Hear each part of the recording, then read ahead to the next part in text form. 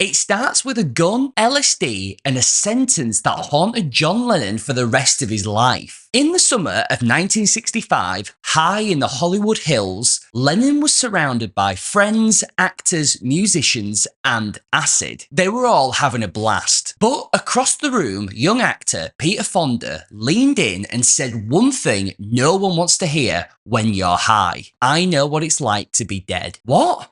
Fonda went on and explained that as a child, he'd accidentally shot himself and his heart had stopped for a moment. He said he'd felt himself dying. Lennon, who was tripping hard, didn't want to hear any of it. He was terrified. But it was too late. What had started as a bad acid trip would eventually morph into one of the most unsettling Beatles songs ever written. It's not a hit and it never got much airplay, but once you discover this hidden gem, you're hooked. It's a banger. Let's get into the full story of She Said, She Said.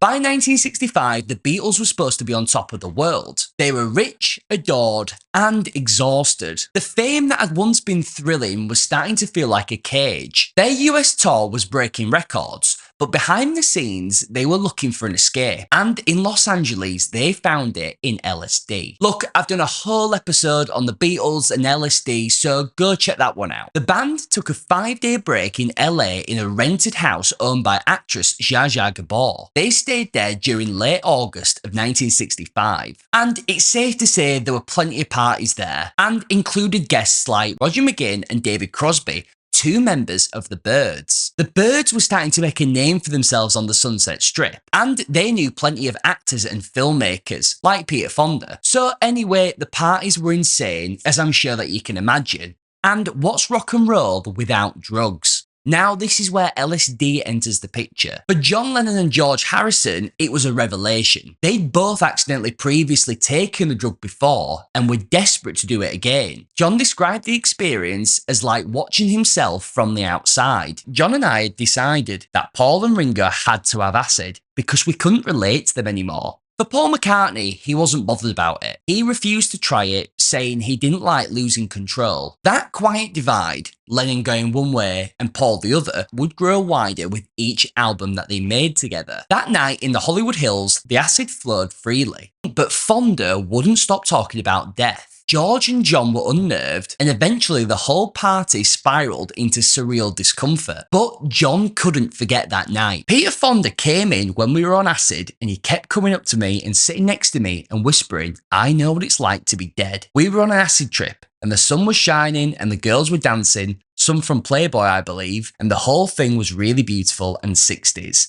And this guy, who I didn't really know, he hadn't made Easy Rider yet or anything, kept coming over, wearing shades, saying, "I know what it's like to be dead." And we kept leaving him because he was so boring. George didn't take to this guy either. I don't know how, but Peter Fonda was there. He kept saying, "I know what it's like to be dead because I shot myself." He'd accidentally shot himself at some time and he was showing us his bullet wound. He was very uncool. So the Beatles didn't like him. From their accounts, that makes sense. However, Peter Fonda remembers it all a little bit differently. I remember sitting on the deck of the house with George, who was telling me that he thought he was dying. I told him there was nothing to be afraid of and that all he needed to do was relax.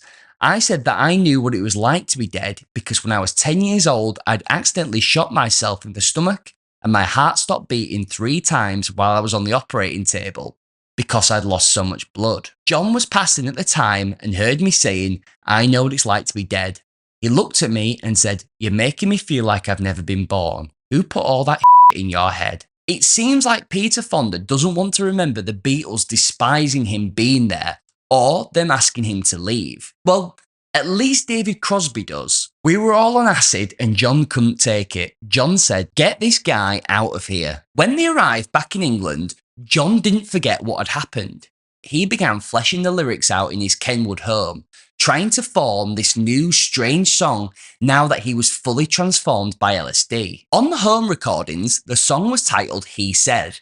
and performed an acoustic guitar. Now let's fast forward to June 1966, almost a year later. The Beatles are deep into recording Revolver at Abbey Road. They've spent weeks experimenting with tape loops, sitars, and backwards guitars, redefining what pop music could sound like. The album is almost finished, but they need just one more song. John walks into the studio with a few chords, a half-formed verse, and that haunting line that Peter Fonda said. George Harrison helped him piece it together. Lennon had several fragments. George helped link them into a full song. Paul, meanwhile, argued over the arrangement, and that argument ended badly, and Paul left the session. He actually doesn't play on the track. It's one of the first cases, if not the first, of an argument in the studio between the band. But if you know of any more, let me know down in the comments. John brought it in pretty much finished, I think. I'm not sure, but I think it was one of the only Beatles records I never played on. I think we'd had a Barney or something, and I said, oh, f you, and they said, well, we'll do it.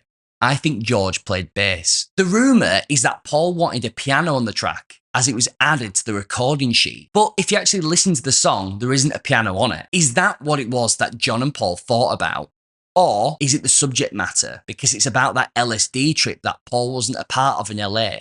And was that the reason that he left? So that leaves us with John, George and Ringo making the song. They spent 9 straight hours in Abbey Road Studio 3, hammering the song into shape across 25 takes. Musically, She Said is one of the strangest pieces of music on Revolver. Musicologist Alan W. Pollack called it the sound of disorientation set to rhythm. On its surface, it's psychedelic rock, but underneath, when you listen to it, it's pure terror. Lennon here isn't describing an acid trip, he's describing a complete loss of self. She Said isn't about acid or drugs, it's about the fear of vanishing. And in that sense, it's one of the most personal songs that he ever wrote. Lennon had always struggled with his identity, but LSD tore those masks away. That's why he would come to take the drug daily in the years to come. When the final take wrapped, Lennon called it one of his favourite moments on the album. It's me, he later said. That's the acid experience. Fear, confusion and joy all mixed together. And it really was. For once, Lennon didn't hide behind wordplay or surrealism. He showed his fear directly in the song structure. But it's funny though when you think, because the same panic that once terrified him became that creative freedom that he embraced. The LSD that broke him open gave him the courage to dig deeper into songwriting and what music could do. After Revolver, Lennon's writing changed forever. Without LSD, you wouldn't have Strawberry Fields, I Am the Walrus, A Day in the Life, and all of them trace their lineage back to She Said. It was the moment that the weirdness stopped being an experiment and became the point of it all. And yet, Lennon rarely talked about it afterwards. When he did, he kept it simple. That was me about Peter Fonda, he said once. He said he knew what it was like to be dead, and I didn't want to hear it. That's all he ever said about it. No deeper explanation. But what do you think it's about? When Revolver was released in August of 1966, most listeners didn't know what to make of She Said. Psychedelia hadn't yet taken over the mainstream, and the song sounded really odd. Critics would later hail it as one of the first true pieces of acid rock. But at the time when it was released, it was just another example of how far the Beatles were willing to go. For that single night in June 1966, 3 Beatles managed to capture something raw and terrifying, the exact sound of a human mind cracking open. And when John Lennon sang, I Know What It's Like to Be Dead, you really believed him. Thanks very much for watching, all you rock and rollers. Please don't forget to like and subscribe below. And why right, let me know what your favourite song from Revolver is down in the comments. Thanks very much for watching, and I will see you all down the road.